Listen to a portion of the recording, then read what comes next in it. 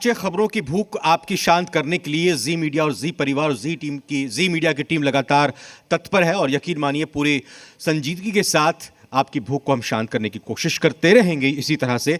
और इस बीच हमारे साथ जुड़ चुकी हैं पटना से सीधा प्रदेश की उप मुख्यमंत्री रेणु देवी जी। रेणु जी, बहुत बहुत स्वागत आपका। आवाज मिल रही है ना? हाँ मैम, सबसे पहला सवाल यही कि जो जी बिहार झारखंड आत्मनिर्भरता का एक कार्यक्रम, आत्मनिर्भर बिहार का एक कार्यक्रम लेकर लगातार जनता के बीच और आज सुपौल की बात करने के लिए आया है, इस मुहिम को आप क्या कहेंगे?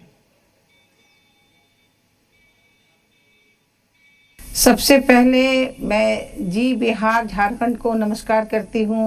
जी नमस्कार। और सारे दर्शक को नमस्कार करती हूँ और साथ में रविंद्र जी आए हैं, उनको भी धन्यवाद देती हूँ कि उन्होंने मुझे बुलाया है। आज जो जी बिहार झारखंड जो अभी मुहिम चला रही है, बिहार के लिए बहुत ही अच्छी बात है। बिहार सरकार इस पर एकदम पूरे तन मन से काम में लगी हुई है, एनडीए की सरकार।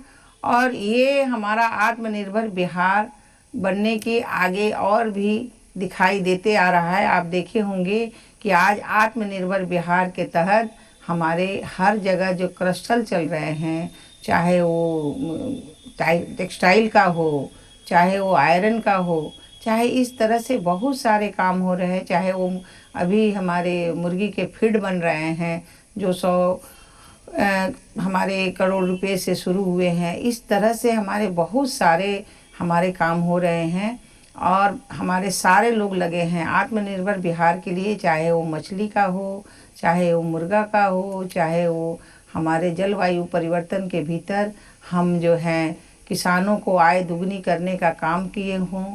और सबसे बड़ी बात है कि हमारी सरकार एकदम तत्पर है। मैम ठीक है, सरकार की तत्परता, ये फेहरिस्त लंबी आपने बहुत बताई, बड़ी अच्छी बात है। लेकिन आत्मनिर्भर अगर बनना है और पूरे लिहाज से हम सीमांचल की बात करें, सुपौल में हम यहाँ आए हुए हैं, बिना सुपौल के आत्मनिर्भर बने हुए, अपने पैरों पर खड़े हुए सीमांचल और बिहार आत्मनिर्भर नहीं बनेगा।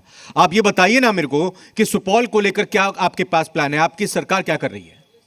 भाई आप खड़े हैं, आप देख रहे हैं कि जो हमारा बिहार का नक्शा है, अगर सुपौल में थोड़ी जो त्रासदी पानी की आती है, वो हमारे नेपाल से हम जुड़े रहते हैं और नेपाल के कारण हम सुपौल, अररिया और किशनगंज, पूर्णिया हम जाते हैं। लेकिन हम सुपौल के लिए हमारी सरकार की बहुत सारी योजनाएं हैं और उस योजना के तहत हम काम कर रहे हैं।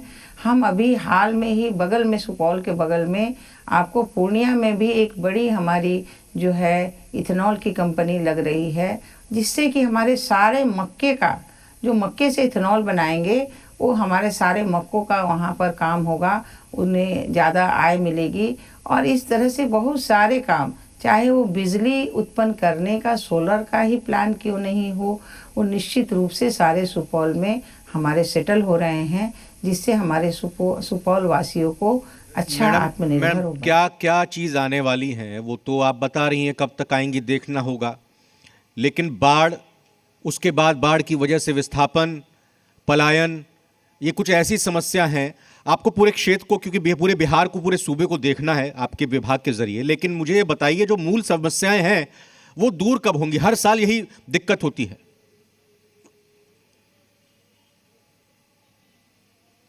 सुन रही ना?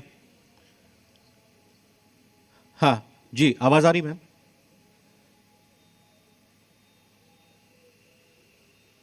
निश्चित रूप से हमारी सरकार जो है वो तत्पर है और आप देखे होंगे कि हमारे जो आपदा प्रबंधन है वो पहले से ही लगा हुआ है। क्योंकि बाढ़ मैं पहले ही बताई हूँ कि बाढ़ हमारी नदियों से नहीं आती है, बाढ़ हमेशा नेपाल से आती है। कब नेपाल से आ जाएगी उसके लिए हमारे यहाँ प्लानिंग चल रही है और अच्छी प्लानिंग।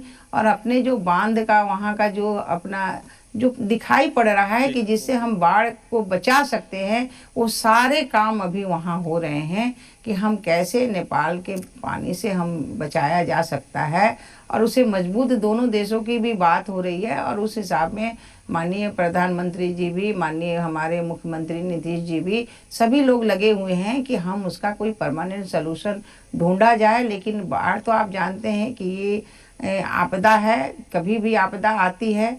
बोल के नहीं आती है, लेकिन उसकी तैयारी हमारे यहाँ पूरी है और पूरे रूप से हम तैयार हैं कि उस आपदा को हम नहीं झेलें, मैम, हमारे लोग आपदा विस्थापित ना हो कहकर नहीं, और आपदा हमारे लोग कहकर बाहर खारिज नहीं कर पलायन सकते ना हो। हम। आपदा कहकर खारिज नहीं कर सकते ना। जब समस्या आती है तो उसका फिर समाधान भी तो कुछ हम लोगों को मिलकर ही सरकार की से जो अपेक्षा है वो करना पड़ेगा। मैं एक चीज़ पर और आता हूं कि सरकार से अपेक्षा लोगों को हर साल होती है, लेकिन जब बजट आने वाला होता है तो उस लिहाज से कुछ उम्मीदें और भी ज़्यादा बढ़ जाती हैं।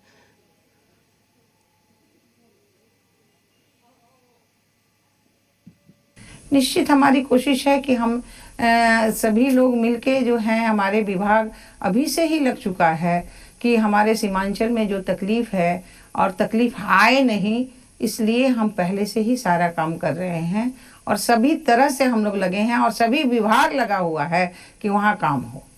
मैडम बहुत बहुत धन्यवाद, बहुत बहुत शुक्रिया आपका हमारे साथ जुड़ने के लिए।